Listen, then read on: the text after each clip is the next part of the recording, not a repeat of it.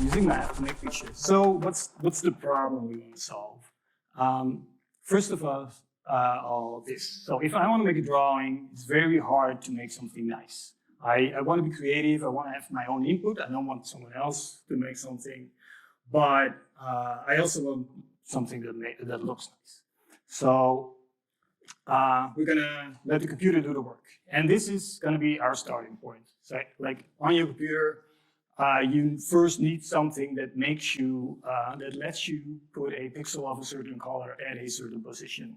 I'm gonna not explain that part, but let's assume for now we have some function that where you can say at position 10, 10, I want some sort of color. And I'm also not going to talk about colors. So this doesn't really look like a color to you. That's not the important part. We can tell the computer some kind of number and it will interpret it as a color. And this is a 20 by 20 screen. There's the close button still up there. And I've put a white pixel here at position 10, 10. So this is our starting point. And now we can use this starting point to let the computer make a picture. So maybe some people are not used to for loops, but it's like a while loop. You tell it where to start.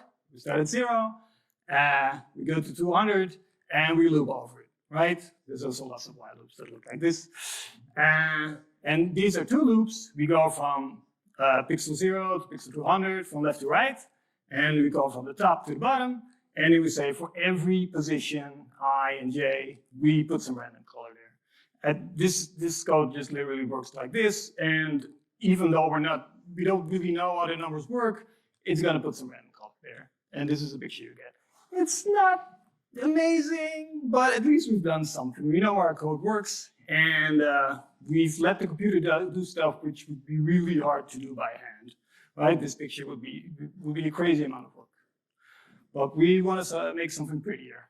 So one thing we can try is to think, how do I see things in the real world? Like if when I prepared this, I thought there would be lots of colorful things in the room, but there's actually a black wall with black pillars.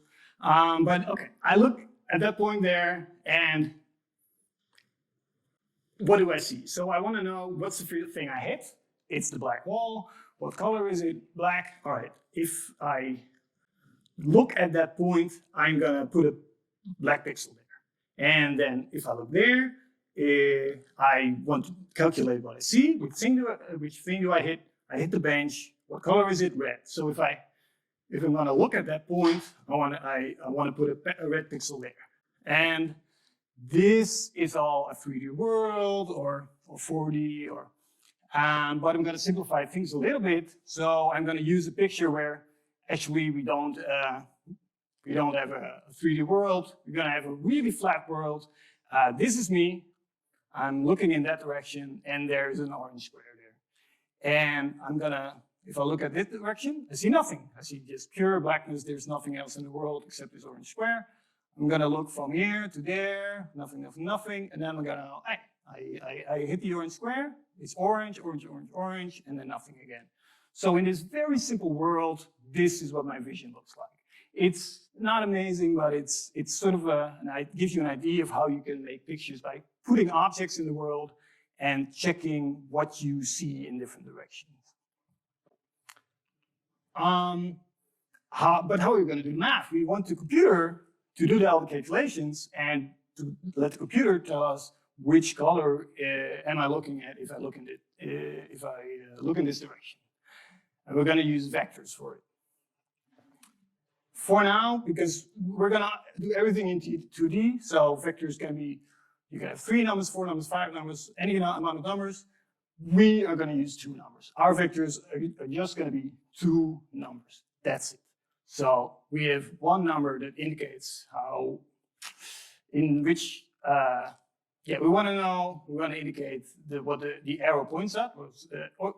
So what we're looking at, for example, and we're going to use a 1 to indicate how much we're going in the x direction, and we're going to use 2, so the second number, to show how much we're going to look in the y direction.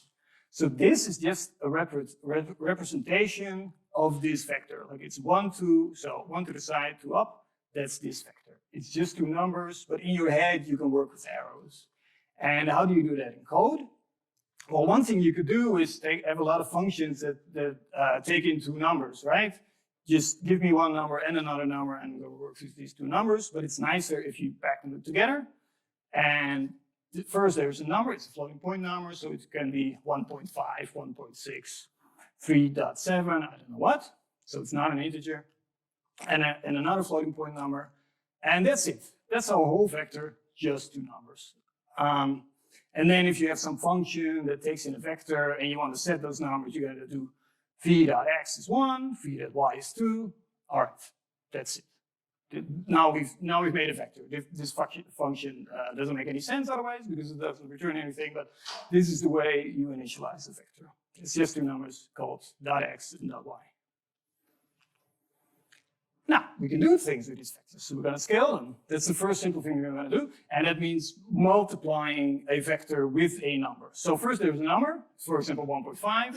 We're going to multiply with a vector, and we get something 1.5 times as long. So the way you multiply a vector with a number is you take the first thing, multiply it with the number, and you get the first thing as the result. And you take the second one, multiply it by the number, and you get the second one of the result. That's it. And how do you interpret scaling? Well, it's the same vector, but it's just longer or shorter.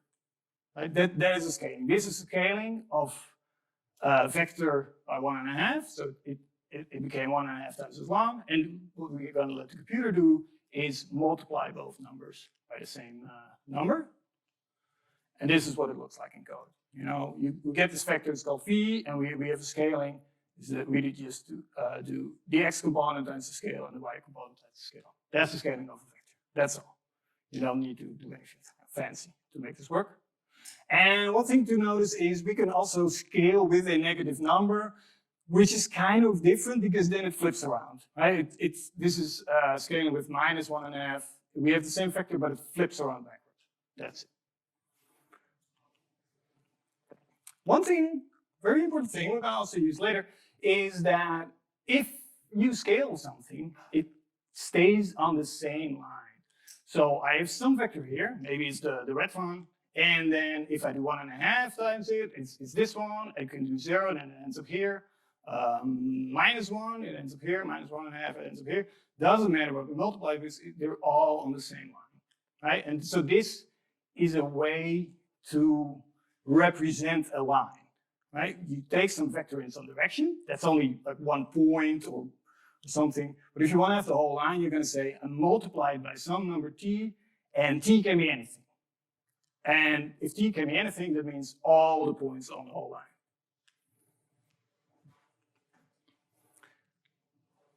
Another thing we want to do is add up vectors. What do? Take the first thing of one vector, add it up to the first thing of the second vector, and this is the result.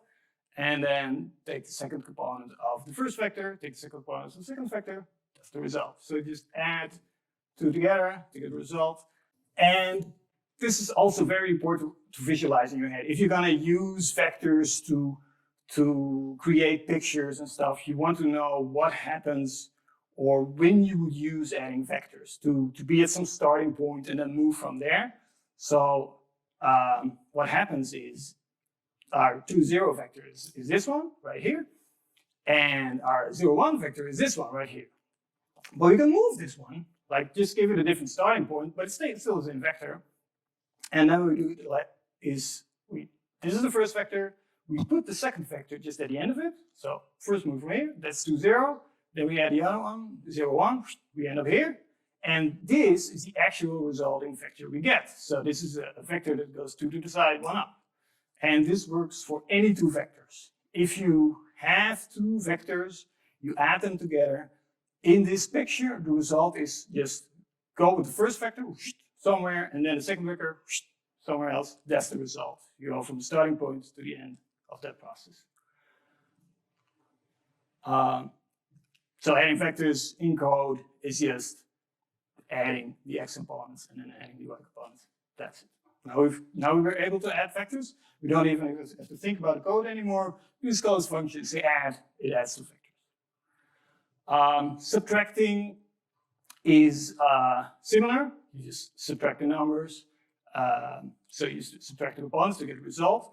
And also a very important process because this has a completely different interpretation from adding, of course. It's you start out at, so this is the first vector. This is the starting vector, that's the 2, 1 vector. And then we subtract this vector, so it's the 2, 0 vector. And what it results in is another vector from the first vector, from the second vector to the first vector. So this is also something you want to use a lot.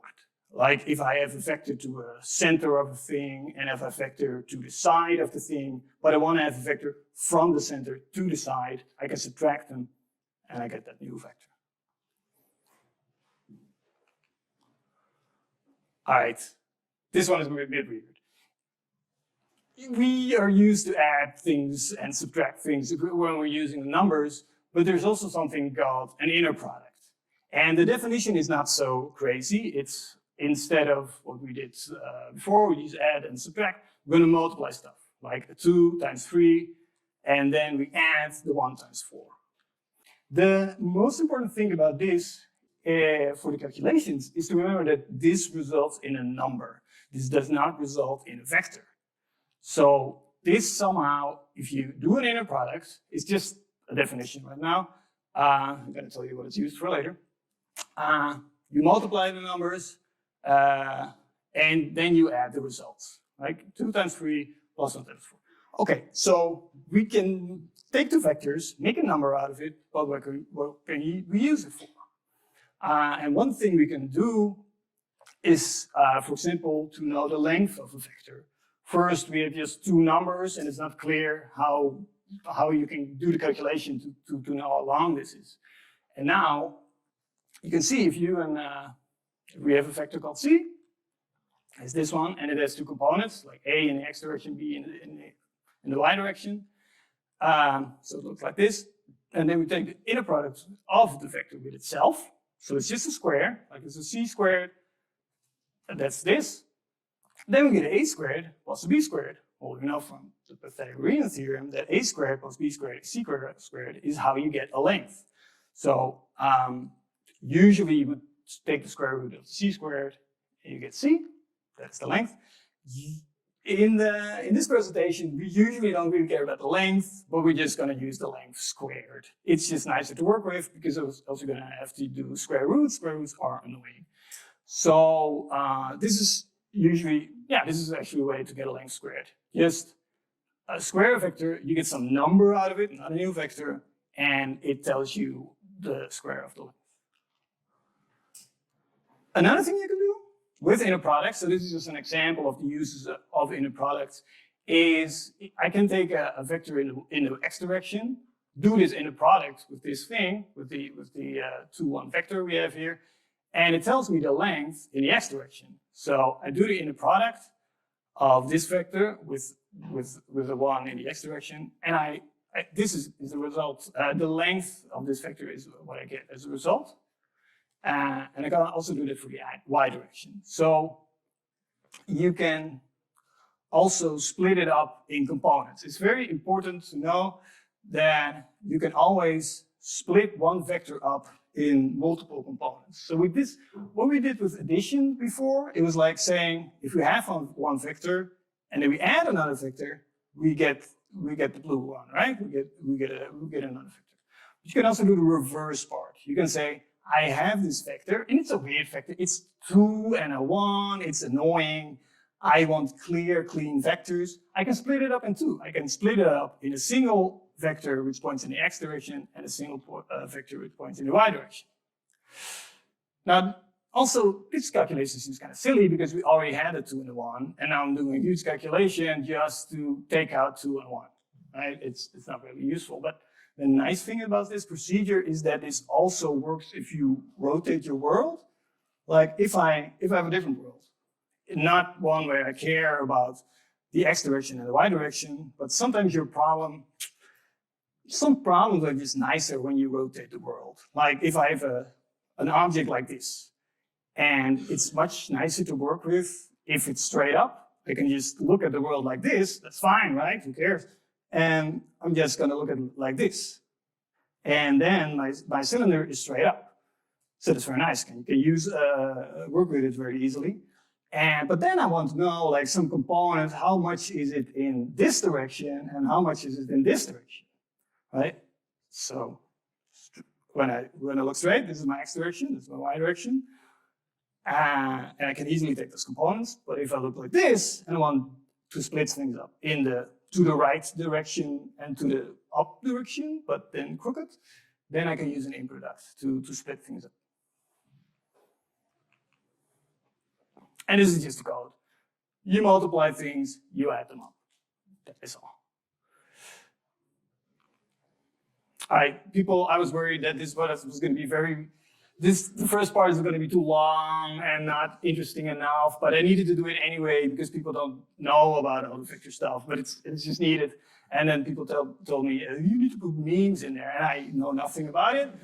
And there are no vector means except this one.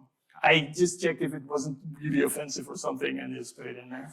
So this is the result of people helping me making my presentation nicer. So these were the vector basics. There's still a little bit of sort of same sort of part coming, but then we're also gonna go to the next nice picture. There's another thing we wanna look at, it's changing vectors, it's movement. So lots of people know me as the guy who doesn't ever wanna use matrices, but actually matrices are really nice. So I first said, like, if I look in that direction, what do I see? If I look in that direction, what do I see? For this situation, you just need vectors. You don't need matrices. But if I first look at the direction and then I move some, I don't know, 45 degrees, and what do I see then? I want to know, where am I looking at? I want to do this movement from a starting point to an ending point. And therefore, then it's very nice to use vectors. So we're gonna try to rotate vectors with some angle. It's called theta. It's sort of what I'm used to, using Greek letters for stuff. So I'm also gonna use it here. Okay. A matrix. So we had a vector, that was 2 numbers. A matrix, 4 numbers. So the matrix itself is not that crazy. It's just 4 numbers, and you'll see in the code that the matrix itself is it's just those 4 numbers, nothing crazy. But of course, it doesn't matter how we're going to use it. And this is an example of what you can do with it. It's not literally what this matrix does, by the way, but you start up at some vector and you can rotate it. This is also scaled, like it's got longer. Those are the things you can do with matrices. You can't do everything with matrices. So if you're going to work with a matrix like this in the usual way, then I can say, for example, if it's pointing upwards, then make it smaller. If it's pointing downwards, then rotate it a bit. So a matrix can't just do anything you want. So that's why sometimes, for example, people are working in 3 dimensions, but they just make a matrix of 4 dimensions because they can put extra stuff in there. But it can do a lot. So this is the important part about a matrix. So a matrix itself is just 4 numbers. We're going to use it to change a vector. And this is one of the main important issues, is like, what does a matrix do to a vector? How to interpret that? So we have the math itself. It just says we do A times X. It gives you a resulting part of the X. And then D times Y also results in some part of X. C times X results in Y, and then D times Y also results in Y. So the important way, so the way to look at this is thinking like these. A and D just tell you how X depends on X, and so A tells you how X depends on X, and D tells you how Y depends on Y. For example, if I want to scale something, if I want to make something longer in the x direction, I just put an some big number in a here, and it will just make it longer in the x direction. But I also want to have a b and c.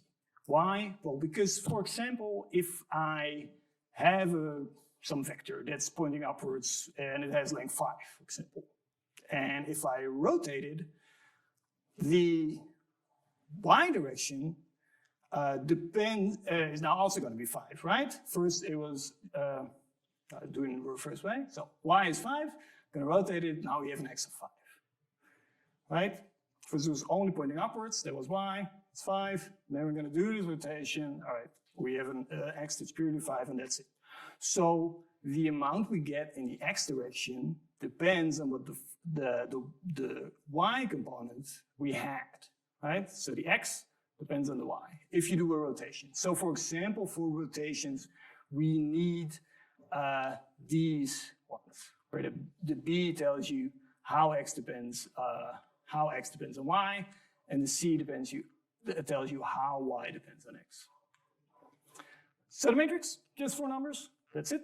That's not the hard part, but then you need to put in a multiplication. And of course, for larger matrices, it's going to be a little bit harder, but this is just the way, just what I wrote down here, right? A component goes times the x component to give you an x component. B component goes times y to give you the x component, the other part of the x component, and sort of the same thing for y.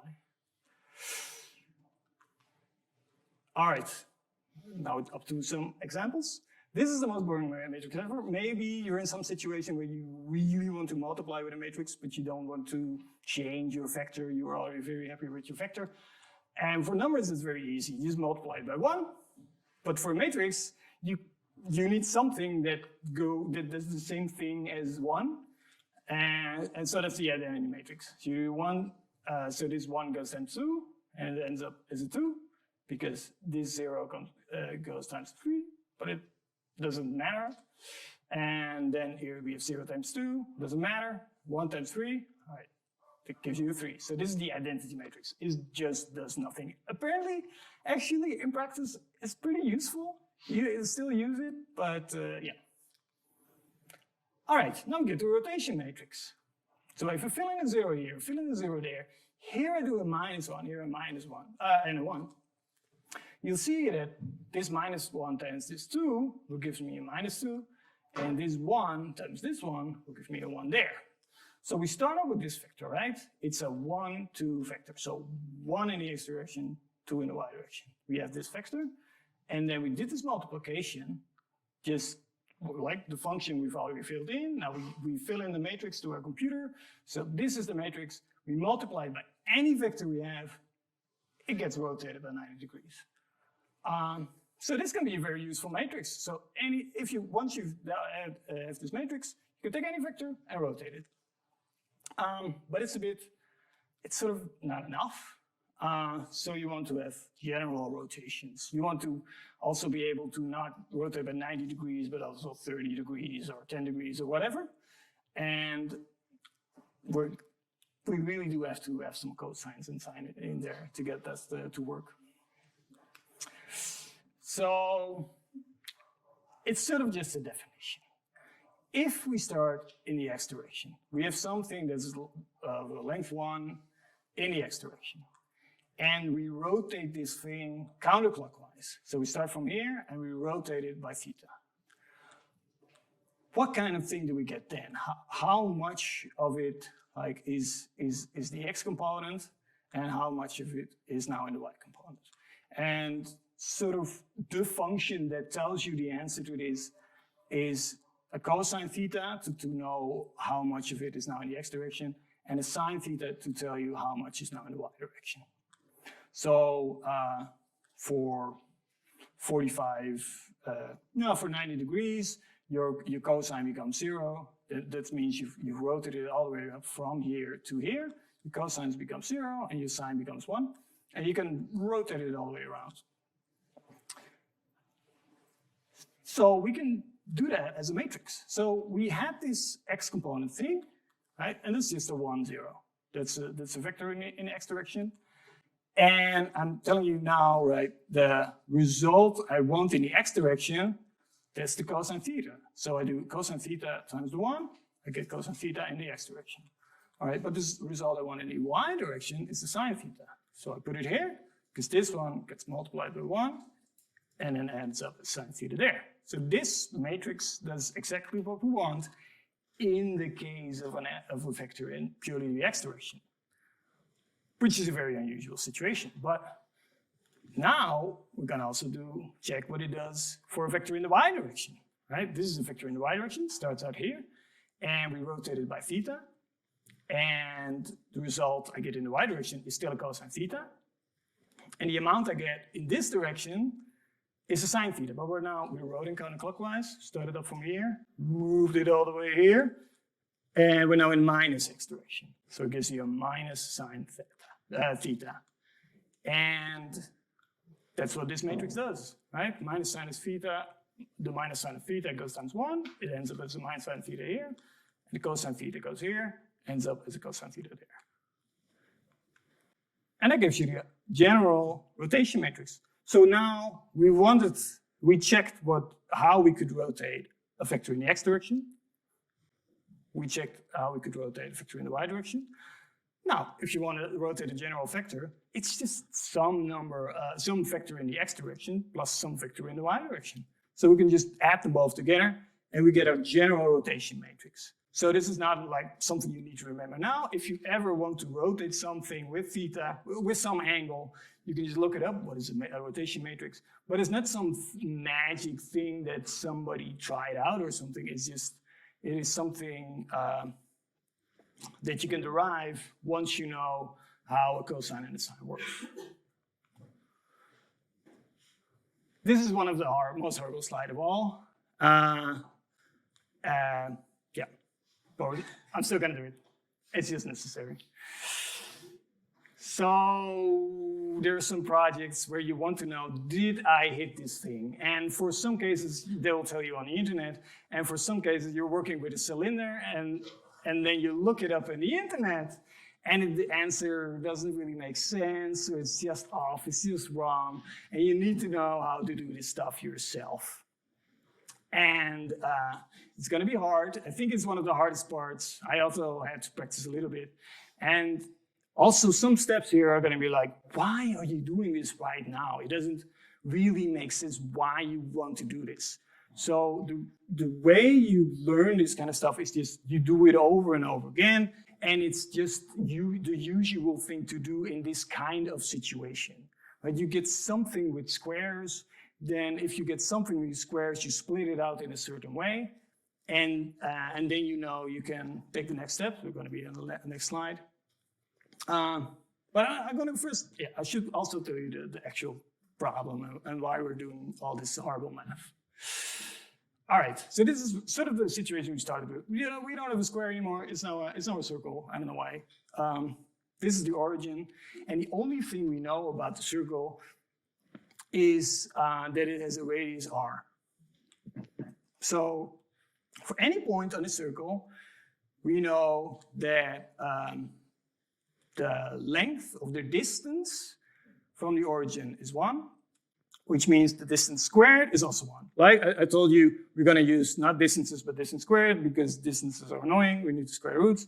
But the distance squared is also 1. So if I'm at this point, it's like at a distance r squared from the origin. So that we know. There's one piece of information we have.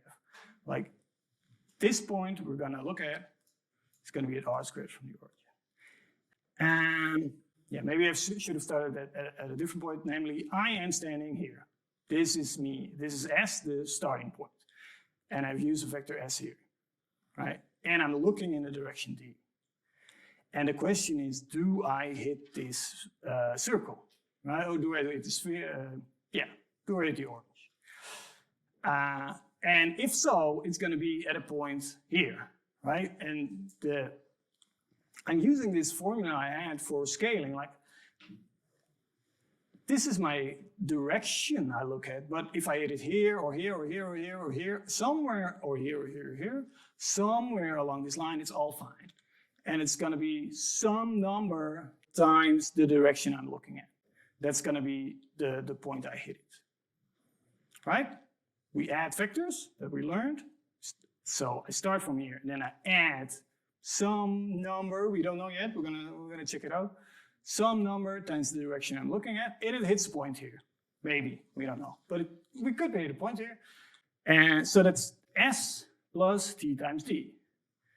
And then we also have a point here, is at a distance R, or a distance squared of R squared. We square both because it's nice. It's kind of weird at this point, but it's just nicer to square them both. All right. Now we use this formula. And this thing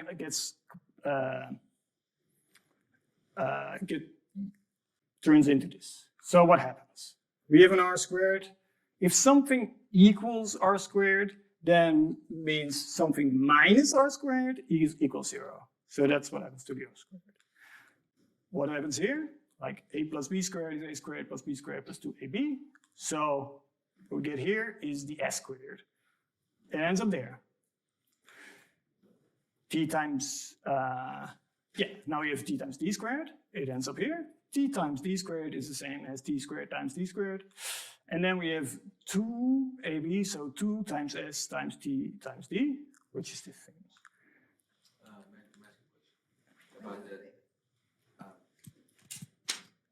Okay, thank you. My name is Meron. I have a question about the R squared. Yes. Yes, if you make the S vector longer and you get that one. Yeah. And then if you make it longer, then still the R squared is going to remain the same? Sure, because so we make this one longer, right? Yep. And then if we still look in the same direction, then so D is going to be the same. Yeah, the only thing then that changes is the S, right? But to know if we hit it, so the actual result, the actual calculations we're going to do next, those change because our S has changed. So the question if we hit it depends on S because it's in here, and that will change. But so if you make if you make the S longer, then I suppose that T multiplied by D is going to be longer as well. Yeah. So I can try to imagine why is R squared is gonna remain the same. Yeah. So be careful that R. So the blue line is not necessarily going to be the same, right? Mm-hmm. Because if I'm standing here right now, I look at it. It's at some point, right? And I know at some point it is a distance R from the origin. Mm-hmm. The distance R. Right, that's what I know. It's the distance from the origin, if I hit it. Right? And suppose, it's a similar question. Suppose I turn around. Right? I look in this direction. I'm just going to look straight back at the S. Right? Well, then I'm going to hit it here. It's a completely different point, right? So everything changes. But it's still, if I hit it, it's still going to be at a distance R from the origin. Right, so it's not the same point, but it's the same distance from the origin. And that's all I'll use R for. It's not the same vector, but it's just a distance from the origin.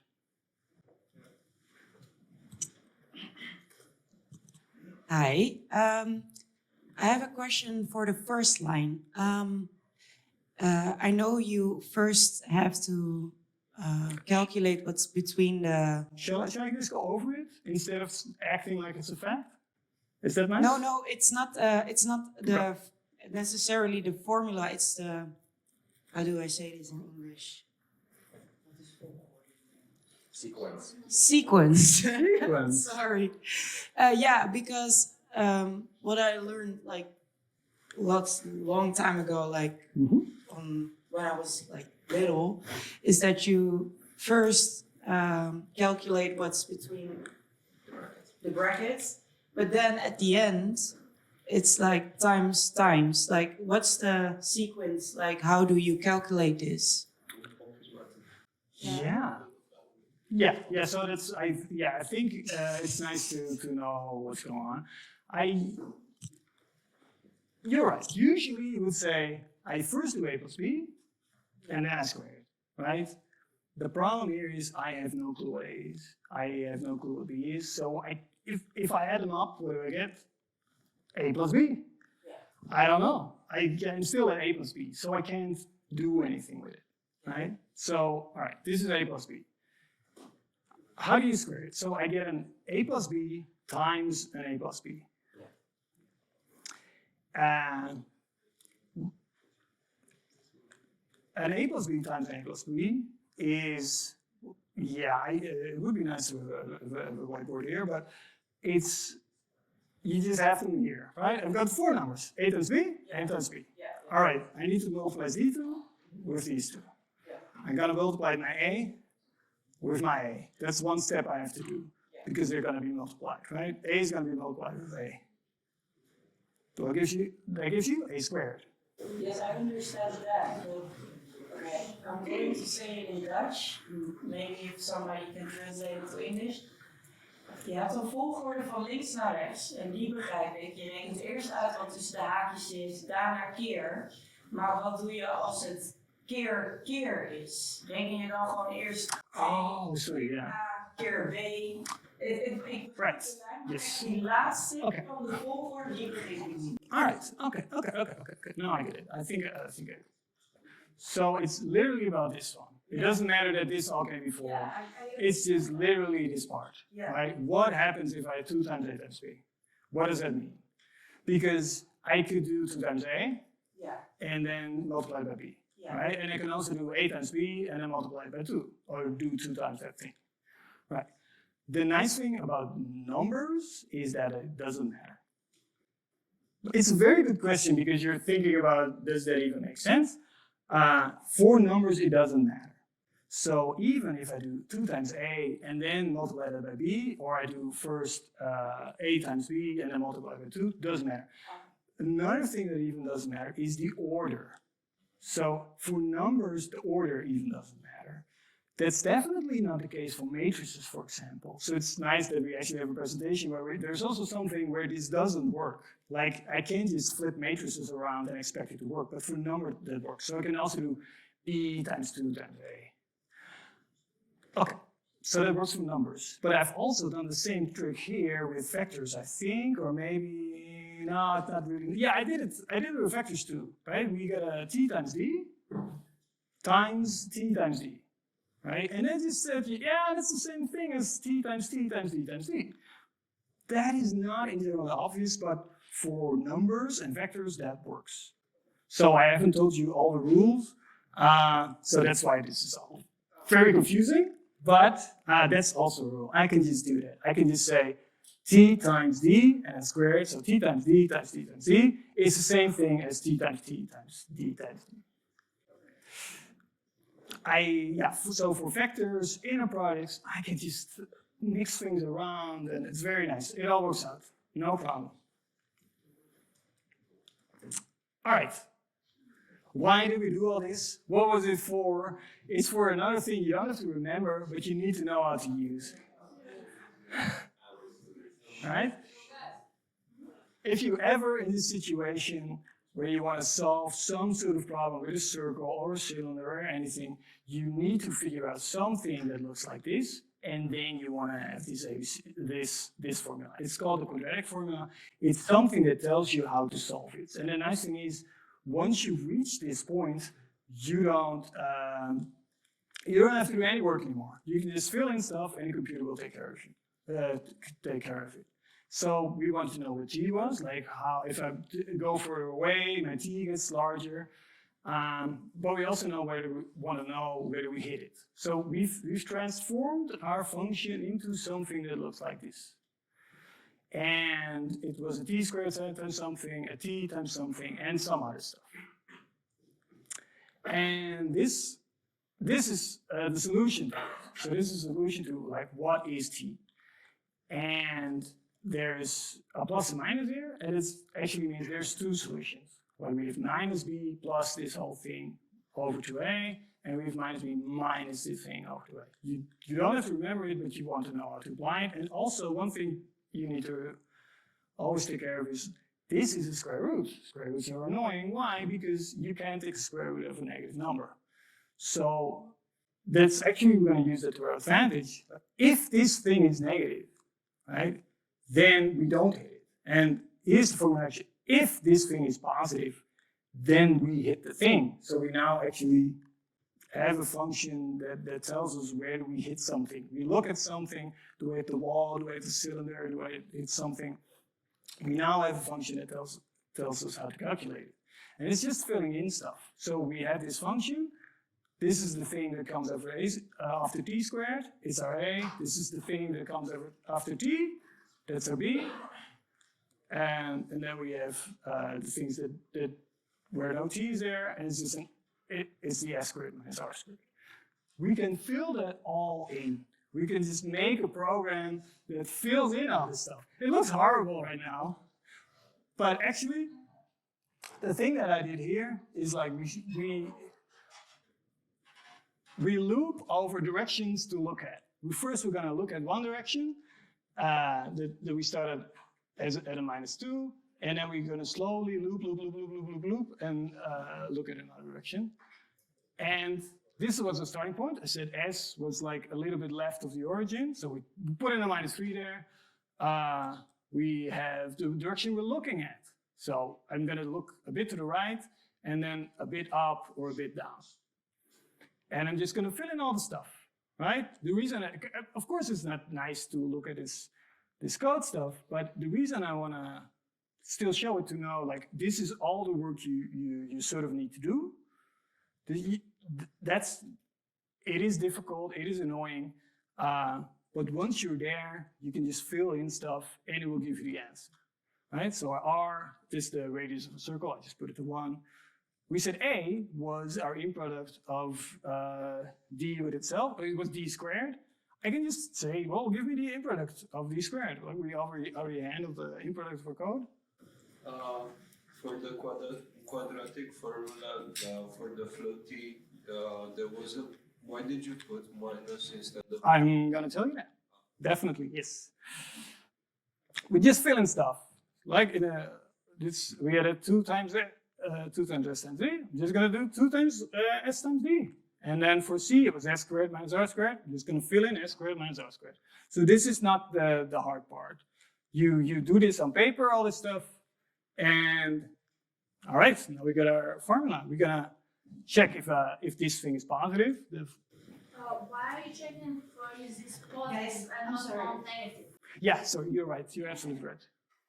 This session is recorded. Oh, We need to talk in the microphone, otherwise the people that are going to be from home, they don't hear you, they don't know what you're saying, and then it's a pause in the video. So I'll talk to you. Give you the microphone. You ask again. I did hear the question, so I I can know, answer I it. know. I can But repeat can you it and repeat answer the it. question? Yeah, I will Thank you definitely. very much. That's So I good. think that's also worked Yeah, nice. that can Then I also can just work. repeat Yes, the question. indeed. But so it's just a little bit wrong, but it doesn't really matter. It's almost never 0. It's just a little edge case. We don't care about edge cases in graphics. It's still going to look the same thing, right? Even if this tiny edge case is not perfect. But you're right. You're right. So the question was, if you, I just told you like we need to do it. It's larger or equal to 0. But here I've done a larger than. I did it wrong, right? We fill in all this stuff.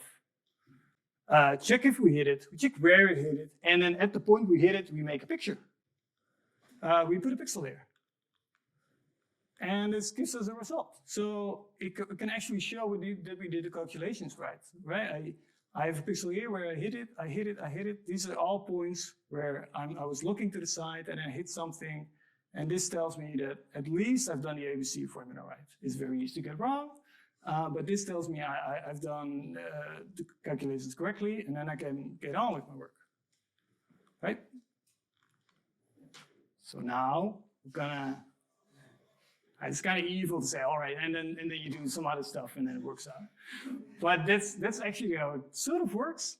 So I do this calculation, but in 3 dimensions. I look at this point here. what do I see? All right, what do I hit? Do I hit this thing? No. Do I hit this thing? No. Do I hit this thing? No. Do I hit this wall? Yes, I hit it. What color is it? It's blue. All right. Do I hit this thing? Yes, and it's in front of the wall. So that's, and what color is it? Orange. It was in front of the wall. I don't hit anything else, so I'm going to put an orange pixel there. Right? And then I'm going to go to the next pixel. And I do the same thing again. I look at all the objects. All right, do I hit this ball? No. Do I hit this ball? No. Do I hit this ball? Yes. What color is it? Again, orange. And I got to put another orange pixel there. And then I'm going to loop over this whole thing just to check what kind of colors I have. And then if you can add some, once you start out with this stuff, you can add some more complicated fun in there. Like instead of just saying, this thing I'm looking at has this color, I can say, well, it reflects, right? I'm pointing towards it, and then what if I hit it? Well, it bounces off. Instead of saying, this thing is orange, I'm saying, it's gonna have the color of whatever I hit once I've bounced off it, like a mirror. So we can put things like mirrors in there, and lots of other tricks. Yeah. See, we have a problem because I thought I timed it correctly, but it's gonna be a bit long. So I'm not gonna talk just fast because that's very annoying. I wanted to look at complex numbers. And the main takeaway I wanna give you for complex numbers, they are not crazy. Your computer can work with them, so they're not that weird. It doesn't mean even though they're called complex numbers and it has an imaginary part, you can interpret them almost the same way as just these factors. Your computer just needs to know two numbers. All right, that's a complex number, right? And the only thing you need to know, otherwise it's that okay, this is a complex number, this is the real part, this is the imaginary part. If you take if you multiply numbers and you get an I squared somewhere, you put in a -1. That's it. That's complex numbers. That's all the hard part for complex numbers. Just treat them like vectors. You can view them as vectors. Yeah, I need to skip over this stuff because else it's going to take too long, and it's just not. It's inhuman for you to let to look at this too long. Even though this is sort of the nice part. Very much the same as vectors. And yeah, so this is a rotation. You can do this by just multiplying I times a complex number. You get rotations. This one was going to be the special surprise. If you want to do a rotation for complex numbers, you don't need a matrix, but you can just multiply complex numbers in a certain way, which is pretty amazing. So complex numbers, if you multiply them, you get rotations, which is really cool. But this is a bit of a quickly skipping off. All right. I'm still going to show you this. Still going to show you this part. I should have skipped over the first part instead of this because this is the nicest part. And when you work with complex numbers, you can iterate. First, you calculate. This is a simple function. Like I have some number, I square it, and add a c, right? And you can just do it over and over again. So get some number out of it, fill it in again. Get some number out of it, fill it in again. And we can then check, does this number grow, crazy, go out of bounds, or does it stay in some sort of limit? Here's some examples of things growing or staying in some sort of limit. And this is a function that tells me I start at z is 0, I'm going to look at some point, and then I'm going to check, does this thing grow or does it stay in some sort of limit? If it stays within some sort of bounds, I'm going to make it black. If I take some number of steps to get completely out of bounds, then I'm going to stop. And then we're going to put some nice color. And this color depends on how many steps I take. So if I just put this thing in my computer, I get this. I actually get a fractal. It's not that pretty. It can be very nice if you do it on your own computer and make sure the colors are correct. But it's pretty crazy that with very tiny amount of work, you can get really beautiful pictures. And the fun thing also is, once you've got this, you can also do the other thing. First, it's sort of the reverse of it, where it's not, I fill in one of the numbers and I calculate, I let the starting point depend on my screen and I get a whole different picture. So fractals, I've made some very basic, simple, pictures that look like this. If you have time, you can just go on the internet, look up like a Julia fractal or a Mandelbrot fractal, and there's like videos of 3 hours of just zooming into a Mandelbrot fractal, and it's worth it, right? This is not so nice, but it keeps on. You can focus on it forever. It's infinitely complex. Every single point has a whole space in it. That's also interesting. Literally infinitely sharp points in there. So I'm almost at the end. Yes, I didn't like these pictures. They were not that pretty. So then I asked Ruben, or I asked him, like, did somebody actually do this project? So there's a project where you do this stuff. I asked people, like, did you actually do it? And he was like, yeah, I did it, but it's not very nice, right? And so he got this out of it. This is just this is just one slice of it. This is not this whole result. It's not the whole project. This is just one example with certain colors of some result he got, right? So that's pretty amazing. And I've shown you sort of the important part of the code of how to create the stuff, just with complex numbers and checking if points go out of bounds if you start somewhere. I'm sorry I mistimed it. I thought it was gonna be yeah. But that's it. Let's give a round of applause.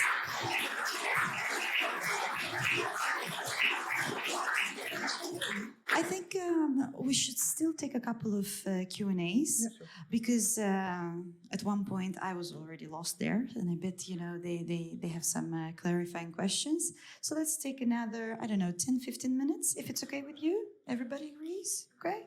Okay, let's start over there. So, Daniel, thank you for this covert mini-RT and fractal tutorial. But I have a question. Since there is a much simpler formula for just hitting a circle, just not checking where it hits the circle, but if it hits the circle, it's just like a subtraction and a projection. But so why did you decide to do the more complex analytical formula instead? Because I think what I wanted to show here today is that there are some really complex problems. So we've encountered some complex problems, like the cylinder. Everybody, if you could look at it the first time, you just don't know how to solve it. And I want to show people that there's some system to solve it. Like, you get used to this system. Maybe right now you think, yeah, I'm not sure if it's gonna work out. But it's okay if you work, like, one of this slide where it's just like this one formula, turn it into another formula. Like, it's a bit too much right now, but you can take a week to really get what's going on. And then you can solve this problem. And then you've solved the object, and you can also apply it to another one. So we also wanted to do not just a sphere and a cylinder, but also a paraboloid. Works in the same way. Like, it wasn't hard anymore once you knew that this system existed. Instead of thinking, I need some special way, like for the sphere or circle, I need something special to come up with something special. Right? For this system, you can just fill in stuff. You can just fill in the formula for your object. You can fill in the formula for your vectors. It's already there, and then you're done. Have to rearrange some stuff.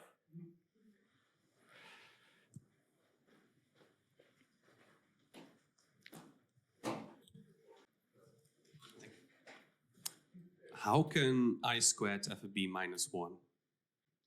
That's just what we do, right? We just told you, right? We just said I squared is -1. Thank you. Right? We can, so if you're saying like, but I'm used to normal numbers, yeah, this is something different, right? This is something we add, and we just give a definition to it, right? It's not an I that's a variable. It's not gonna be 5 or something like it's a variable. Our I is our way to indicate something that if you square it, you get -1. That's just a rule we put, and I've just put it in my computer, right? Computer didn't complain. So, and the computer only knows how to add and multiply. So there's nothing special about it. The computer knows how to do it. Regarding, you showed like for the mini RT, if you go back like to the not this one. Mini RT was before here, right? Yeah, the next one. Oh, sorry. How do you get like shapes? Oh, okay. No, never mind. Now I see. Yeah, okay. No, I was about to ask like the V, like the flipped V, but it's just like two things that. Yeah, you could just no, I thought put random stuff in here and it will all work out. Yeah. Okay. nice. No. But how do you calculate the shadows? Yeah, that's a good question. Oh, you don't? You just guess? What you can do is, I end up at, I know where I hit it, right? Then we just calculated it. Like we just did a calculation. I end up here. All right, that's what we did with the calculations I showed. So now the question is, can I hit the light? So I do sort of the same thing. I go from here to the light, do the same sort of calculation. Do I hit an object? And then right? Do I hit this sphere? No. Do I hit this cylinder? No. Do I hit this cylinder? Yes, I hit something. Okay, that's in the shadow. That's the calculation. Yeah, this is never ending. It's good luck, guys, when you have to solve this. Okay, Saladin. Hey, Daniel. Did you also think about how, I'm not sure how fast this is, but... It's very slow. Yeah. So there's like a team of brilliant people also doing mini RT. They've been working for weeks now and just 2 months just making it fast. It doesn't really do anything yet. They're just making it fast. If you don't do that and you want to have these kind of pictures, in real life it's much better because the beamer just doesn't have enough pixels. But we made sure that every pixel is sort of correct. It took hours. Hours? Yes, hours. Because we don't use a graphics card, for example. So we're limited also by the subject, right? The subject doesn't allow us to do everything. It's all the subject's fault. It's the subject. No, it's also our fault. We were lazy. We just, yeah. You want to contribute about the fastness? Oh, wait. But you have to keep it. Okay, so yeah, you can make it faster because it's ray tracing is something that is called embarrassingly parallel. Yeah, if you can do every pixel in parallel. The result of one pixel doesn't depend on the result of another pixel.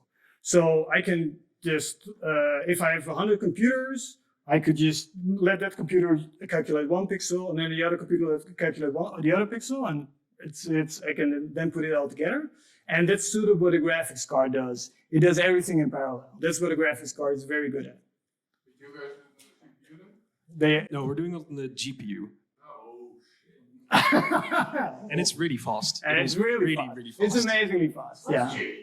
The GPU is the graphics processing unit. So it's a component of desktop computers, which is designed at calculating stuff in parallel. So,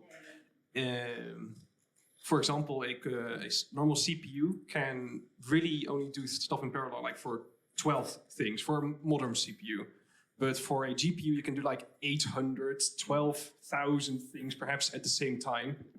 But it's really the same thing. You really have to do the same steps every single time, but you can do it all.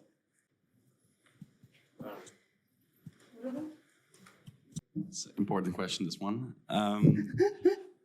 Do cylinders have caps? I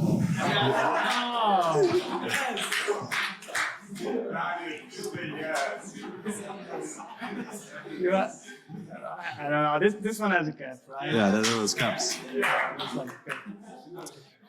You hear that, Abi?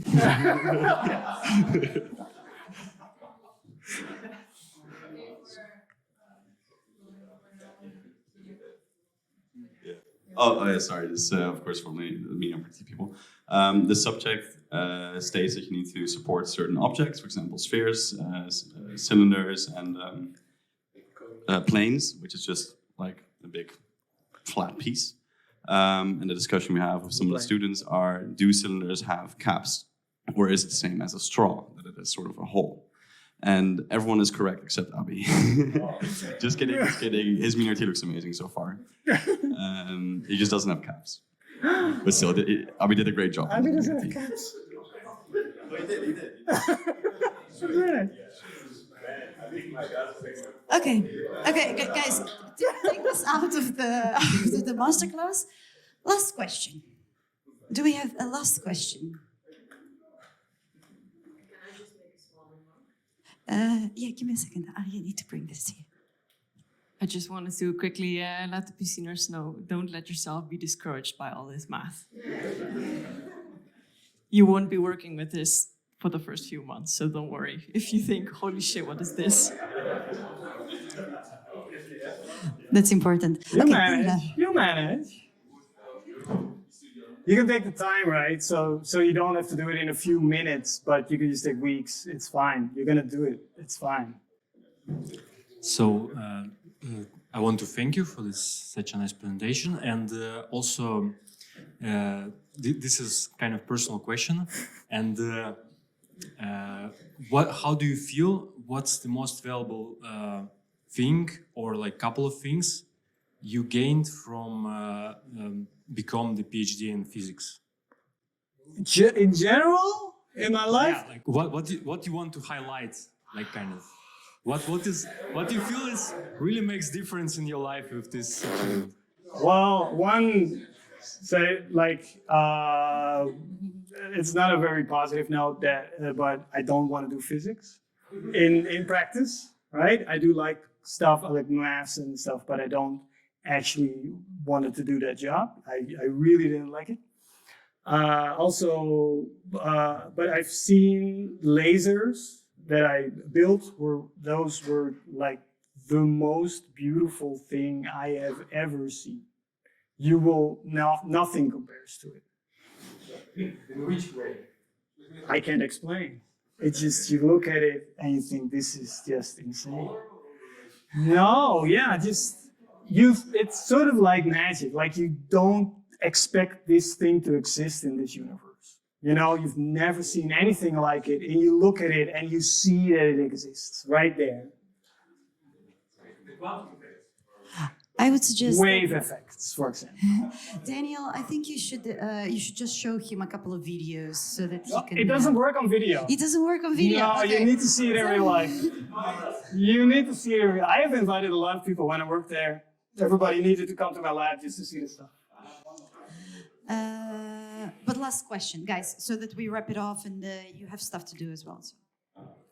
Before I got in here, I got an email that you're gonna present something about the math, programming, and making pictures, and also the reverse. So your calculation might be precise at pixel level. So I thought, okay, maybe if you turn it around and you make a picture or whatsoever, or you rectangle or whatever, is it possible also to prove the mathematician formulas are right if you if you sign or make a picture of it? I'm not sure what's there to prove, actually. Because you calculate it on a pixel level, so if you hit a factor or something, then you're sure that you are able to Yeah, hit it. that's just what the formula tells you, right? If you, it's you derive it. You start out with these vectors. You know how vectors work. That's been sort of determined. It's half a definition and half it's proofs. And then the rest follows from it. So that's your proof that you did the math. Yeah. You calculated it. That's how you, like, just like if you get 2 + 3, it's 5. Well, you've proven that 2 + 3 is sort of 5. Okay, thank you so much, Daniel. Let's give another round of applause. And now you know. When you get to your graphics projects, now you know his face.